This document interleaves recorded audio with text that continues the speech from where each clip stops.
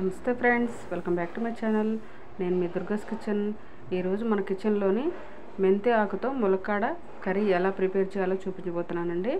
మరి ముందుగా మన ఛానల్ కొత్తగా ఎవరైనా చూస్తున్నట్లయితే మొదటి నుండి చివరి వరకు స్కిప్ చేయకుండా చూడండి. అప్పుడే ఈ రెసిపీ ఎలా ప్రిపేర్ చేసేది మీకు అర్థమవుతుందండి. మరి బ్యాచిలర్స్ దగ్గర నుండి వంట రాని వారు కూడా ఈజీగా చేసుకునే ప్రాసెస్ ఇది. సింపుల్గా చేసుకోవచ్చు. మరి ఈ విధంగా ప్రిపేర్ చేసుకున్నాను నేను. చూడండి, మనకి చాలా బాగా వచ్చింది కర్రీ. మనకి చపాతీ, రోటీ, పుల్కా, అన్నంలోకి, దోశలోకి కూడా తినొచ్చు. అంత బాగా వచ్చింది కర్రీ అయితే మెంతాకుతోని. ఒకసారి మీరు కూడా ఇలా ట్రై చేయండి మీ ఇంట్లోని. మరి వీడియోలోకి వెళ్ళి చూసేద్దామా. చూడండి, ఇక్కడ నేను ఒక 2 ములక్కాడలు తీసుకొని మొత్తం పైన పొట్టు తీసేసుకొని ఇలా కడుక్కొని శుభ్రంగా పెట్టుకున్నాను. ఈ విధంగా పెట్టేసుకోండి. మరి కొంతమంది అయితే ఈ పైన తొక్కు కూడా తీయకుండా అలా వండేసుకుంటారు. మెంతాకైతే ఒక 2 కట్టలు తీసుకున్నాను. చిన్న చిన్న కట్టలు 2 కట్టలు తీసుకుని అలా శుభ్రంగా కడిగేసి కట్ చేసి పెట్టుకున్నాను. ఇప్పుడు ముందుగా స్టవ్ వెలిగించుకొని బాండీ పెట్టుకున్నాను. ఈ విధంగా ఇది కొంచెం వేడైన తర్వాత ఆయిల్ వేసేసుకున్నాము. ఒక 5 పావులు ఆయిల్ వేసాను. ఎందుకంటే కొంచెం టమాటా ఎక్కువ, ఉల్లిపాయ ఎక్కువ వేసుకుంటున్నాం కాబట్టి కొంచెం ఆయిల్ ఎక్కువే పడుతుంది. మరి ఆయిల్ వేడైన తర్వాత ఒక స్పూన్ అన్ని పోపు గింజలు వేసేస్తున్నాను. అలా వేసుకోండి. జీలకర్ర, ఆవాలు, శనగపప్పు, మినపప్పు కలిపి వేసాను. అవి చిట్పటమంటున్నాయి కదా. మరి ఉల్లిపాయలు ఒక మీడియం సైజు 2 ఉల్లిపాయలు తీసుకొని అలా చిన్న ముక్కలు కట్ చేసి వేసాను. అలాగే 10 పచ్చిమిర్చి కూడా వేసాను. కొంచెం మీరు టేస్ట్కి తగినట్టు చూసి వేసుకోండి పచ్చిమిర్చి అయితే.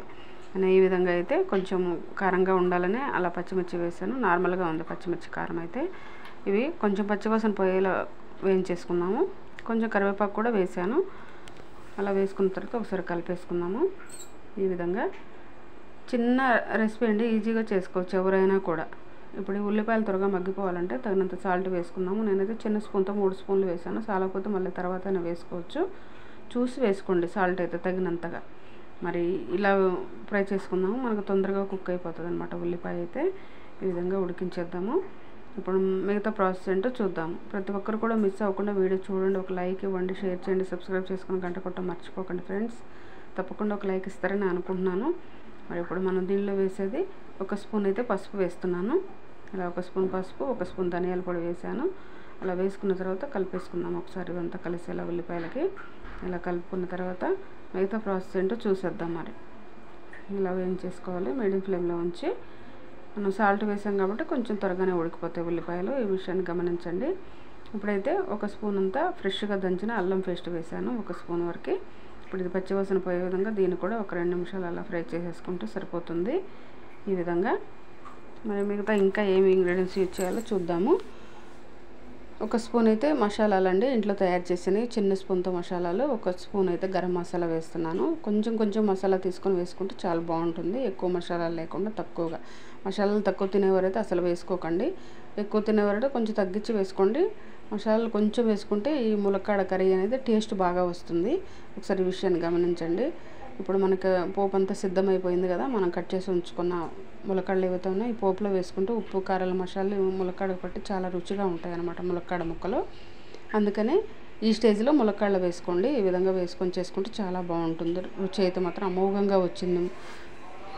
ఇప్పుడు మనం కట్ చేసి ఉంచుకున్న ఒక 1/2 కేజీ టమాటా ముక్కలు అయితే ఈ విధంగా చిన్న చిన్న ముక్కలుగా కట్ చేసి వేసుకున్నాను. ఇలా వేసుకొని ఒకసారి కలిపేసుకుందామండి. ఇప్పుడు టమాటా ముక్కలు వేసుకున్నాక దీన్ని కూడా ఉడికించేసుకుందాము. హై ఫ్లేమ్ అయినా సరే, మీడియం ఫ్లేమ్ అయినా సరే.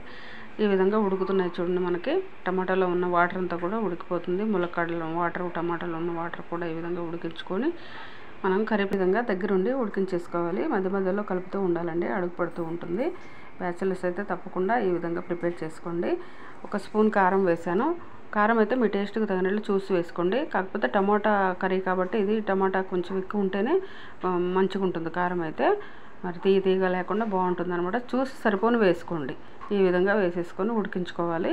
మరి అడుగు పడుతుంది. ఇప్పుడు మనం ఇంకా వాటర్ ఏమీ వేయలేదు కాబట్టి, టమాటాతో ఉన్న వాటర్తోనే ఉడికిస్తున్నాం కాబట్టి అలాగా అడుగు పట్టకుండా కలిపేసుకోవాలి. టమాటా చాలా వరకు ఉడికిపోయింది మనకి. మరి ఇప్పుడు ఈ స్టేజ్లోనే మనం కట్ చేసి ఉంచుకున్న మెంతాకు ఏదైతే ఉందో ఆ మెంతాకు కూడా వేసేసాను. ఇలాగా ఈ విధంగా వేసుకొని ఉడికించుకున్నాము. ఇది కూడా మగ్గిపోతుంది. ఇలా కలిపేసుకోవాలండి. మరి ప్రతి ఒక్కరు కూడా మిస్ అవ్వకుండా చూడండి. చిన్న రెసిపీ, టేస్టీకరమైన రెసిపీ, మనకు ఆరోగ్యానికి కూడా చాలా మంచిది.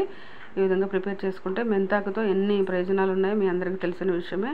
తెలవదని కాదు, కొంతమంది తెలియని వారు కూడా ఉంటారు కాబట్టి వారి గురించి చెప్తున్నాను. మెంతాకు ప్రతి దానిలో కూడా మెంతి పొడి కానీ, మెంతాకు కానీ సాధ్యమైనంత వరకు తినడానికి ట్రై చేయండి. మరి ఇప్పుడు ఒక కప్పు వాటర్ వేసాను ఇందులోని.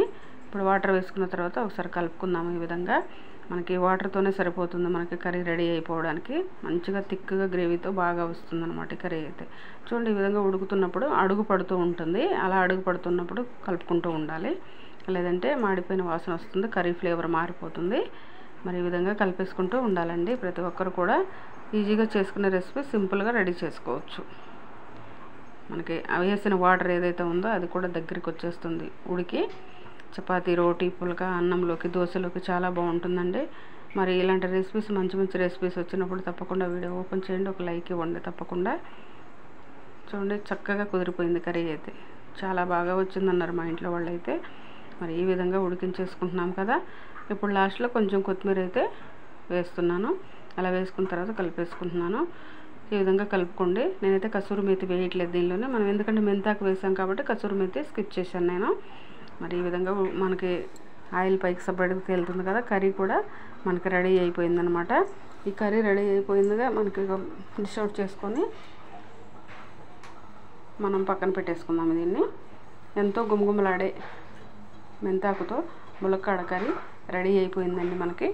మరి ఇంత టేస్టీకరమైన రెసిపీని మీరు కూడా రుచి చూడాలి అంటే మీరు కూడా మీ ఇంట్లో ట్రై చేయండి. ఎలా ఉందో మాకు కామెంట్ చేయడం మాత్రం మర్చిపోకండి.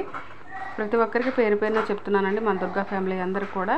మరి తప్పకుండా ఒక లైక్ ఇస్తారని అనుకుంటున్నాను. లైక్ ఇవ్వండి, షేర్ చేయండి, సబ్స్క్రైబ్ చేసుకొని గంట కొట్టడం మర్చిపోకండి.